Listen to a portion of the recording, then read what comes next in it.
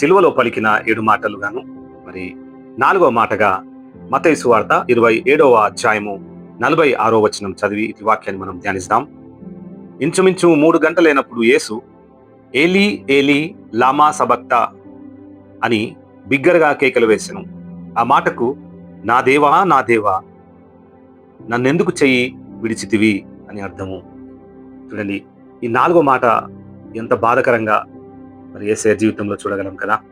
తండ్రి అయిన యెహోవా యొక్క ఆజ్ఞలను మేరుస్తూ ఈ లోకంలో మనిషి కుమారుడిగా ఈ లోకంలోకి వచ్చి నేను నా పాపములను, నువ్వు చేస్తున్నటువంటి పాపముల నిమిత్తమై ఈ లోకంలో ఆయన నీ పాపములను భరించడానికి ఆయన శిలువ మ్రాను మీద చివరి రక్తం బ్రొట్టు వరకు ఆయన నీ కొరకు చిందించినాడు. పీడ మరి పరిపూర్ణమైనటువంటి దేవుని కుమారుడుగా ఈ లోకంలో వచ్చి నువ్వు పొందవలసినటువంటి ఆ కలువరి శిలువను ఆయన భుజ భారముల మీద వేసుకొని శిలువకు అప్పగించుకొని ఉన్నాడు.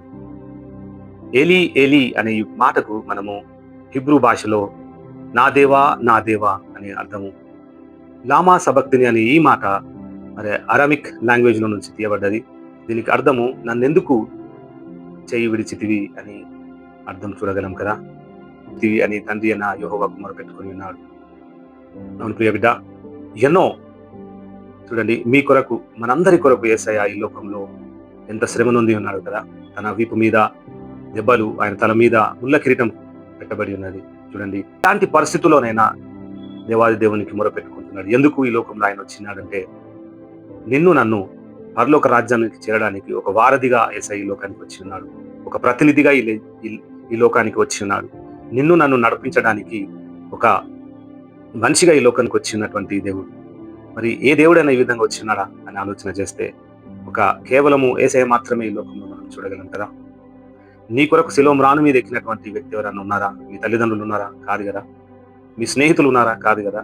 నీ కొరకు జైళ్ళ పాలై జీవితాంతము జైల్లో ఉండి కృమిపోయినటువంటి బిడ్డలు ఉన్నారా? కాదు కదా. ఒకే ఒక వ్యక్తి మన మానవాళ పాపముల నిమిత్తమై ఈ లోకంలో వచ్చినటువంటి దేవుని కుమారుడు. మరి ఎందుకు ఆయన తండ్రి అయిన యెహోవాకు మొరపెట్టుకోవాల్సినటువంటి పరిస్థితి వచ్చింది అని అంటే లేఖనము నెరవేర్చబడుటకు కదా. మరి దావీదు కీర్తనకారుడు 22వ సంకీర్తనలో మనం చూడగలము ఈ విధంగా వర్ణించి ఉన్నాడు. అవును ప్రియ బిడ్డ, మరి ఈ లోకంలో నువ్వు ఉండుచుండగా నిన్ను పురుగులా చూస్తున్నారేమో, నిన్నెందరో నిందిస్తున్నారేమో, నిన్నెందరో తృణీకరిస్తున్నారేమో, నిన్నెందరో అపహాసించుచున్నారేమో, నిన్నెందరో బాధ పెడుతున్నారేమో. ఆయనను నీ కొరకు సిలువలో ఇవన్నీ హింస నొంది ఉన్నాడు, బాధ నొంది ఉన్నాడు, నిందించబడి ఉన్నాడు, అపహాసించి ఉన్నాడు కదా. నీ కొరకు చివరి రక్తం వరకు దారపోసినటువంటి యేసయ్య ఎంత హింస నొంది ఉన్నాడు కదా. మరి ఆయన పొందినాడు నీ యొక్క భారమును. మరి ఈ లోకంలో ఉన్నటువంటి వ్యక్తుల్ని ఏమనన్నా మనము ఓపికతో మనము వారి కొరకు మనం ప్రార్థన చేసే బద్దులమైన ప్రియుడా, ఈ వాక్యంతో మాట్లాడుతున్నది. నా దేవా నా దేవా నన్ను ఎందుకు చేయి విడిచితివి అని యేసయ్య తండ్రిని ఏ విధంగా మొరపెట్టుకుంటున్నాడు కదా ప్రియుడా. నీ పాపములను నా పాపములను భరించినటువంటి యేసయ్య ఆయన ఏ విధంగా మొరపెట్టుకుని ఉన్నాడు నువ్వు చూస్తున్నావు. దావీదు కీర్తనకారుడు అంటాడు, వృషభములను అనేకములు నా చుట్టూ ఉన్నాను, బలమైనటువంటి వృషభములను ఆవరించి ఉన్నాను, నన్ను కాపాడేది యెహోవా మాత్రమే, నన్ను కాపాడేది దేవుడే అని చెప్తున్నాడు కదా. మరి నీ జీవితంలో ఎన్నో శత్రువులు వచ్చినను, బలమైనటువంటి వృషభములు నీ చుట్టూ ఉన్నాను. నువ్వు యేసయ్య దిక్కే నువ్వు ఆలోచన కొని నడిచినట్లయితే, నువ్వు ఆయనని అంటి పెట్టుకున్నట్లయితే నిన్ను విడవక ఎడబాయక దేవుడు తోడే ఉంటున్నాడు ప్రియుడా. మరి ఈ లోకంలో వచ్చినటువంటి మనిషి కుమారుడు ఆయనకిచ్చినటువంటి తండ్రి యొక్క ఆజ్ఞలను శిరసా వహిస్తూ గెత్సెమేనులో మోకరిస్తూ ప్రార్థన చేస్తూ తెలుసు శిలువ మ్రాని మీద నన్ను తండ్రి అయిన యెహోవా విడుస్తాడని. దాన్ని ఒక్కటే పట్టుకొని యేసయ్య ఏ విధంగా అయితే బాధపడి ఉన్నాడు, ప్రార్థనలో లీనమైపోయి ఉన్నాడు. మనమందరం ఆ విధంగా మన పాపములను మోసిన యేసయ్య, మన శాపములను భరించిన యేసయ్య మన కొరకు ఆయన కలువరి శిలువలో మరణించి ఉండగా నీ నా పాపముల కొరకే కదా యెహోవాను విడిచిపెట్టి ఉన్నాడు కలువరి శిలువలో. ఇంకనూ నువ్వు పాపపు ఊబిలో ఉండి ఉన్నట్లయితే, ఇంకనూ నువ్వు ఈ లోకపు ఇచ్చలలో ఉండి ఉన్నట్లయితే ఈ వాక్యం నీతో మాట్లాడుతున్నాడు. నా దేవా నా దేవా అని ఎవరి కొరకు ప్రార్థిస్తున్నాడు? నీ కొరకే కదా. నీ కొరకే కదా తండ్రి అయిన యెహోవా యొక్క చేతిని విడిచిపెట్టి ఉన్నాడు. నీ కొరకే కదా, నీ పిల్లల కొరకే కదా నీ కుటుంబం కొరకే కదా, ఈ దేశం కొరకే కదా ఆయన నిన్ను నన్ను మనందరినీ నిత్యమైన రాజ్యంలో నడిపించటకు తండ్రి అయిన యెహోవా చేయి విడిచి నీ నా పాపములను సిలువలో మోసి ఉన్నాడు కదా ప్రియుడా.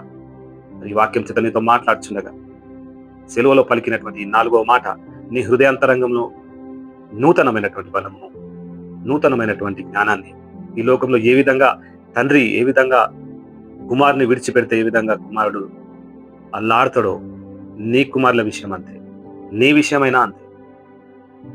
ఇంకను చూడండి, మనం అక్కడ చూడగలము ఇంచుమించు మధ్యాహ్నం 3 గంటల వరకు ఆ దేశమంతట్లో చీకటి కమ్మెను. అప్పుడన్నా అక్కడ ఉన్నటువంటి వ్యక్తులకు జ్ఞానం లేకపోయింది కదా. మధ్యాహ్నం చీకటి అవుతుందండి కాదు కదా. మరి చీకటి అవుతుందని అంటే మనం అందరం గుర్తెరగవలసినటువంటి విషయం ఏంటది? దేవుడు యేసయ్య వెలుగై ఉన్నాడు కదా. నేనే వెలుగై ఉన్నాను, నేనే మార్గమును, నేనే జీవమును అంటున్నాడు. మరి ఆ వెలుగు చీకటి మయమవుతున్నప్పుడు మధ్యాహ్నం 3 గంటలకు చీకటి అయిపోయినది. ఎవరు వెలుగై ఉన్నారు? యేసయ్య మాత్రమే వెలుగు కదా. మరి ఆ వెలుగుని మనము తెలుసుకొని ఆ వెలుగు ఉన్నటువంటి మార్గంలో మనం నడిచినట్లయితే ఈ 4వ మాట చేత మీ జీవితంలో గొప్ప వెలుగులో నడవాలని తండ్రి అయిన యెహోవాకు మనం ఆనుకొని మన కొరకు వచ్చినటువంటి వారధి కొరకు మనము సిద్ధపడాలని, మన కొరకు మనల్ని నడిపించడానికి వచ్చినటువంటి ప్రతినిధిని మనము గుర్తెరిగి వెలుగులో నడవాలని ఈ వాక్యం నీతో మాట్లాడుచుండగా ఈ కృప నీకు నాకు మనందరికీ దేవుడు దయచేయును గాక.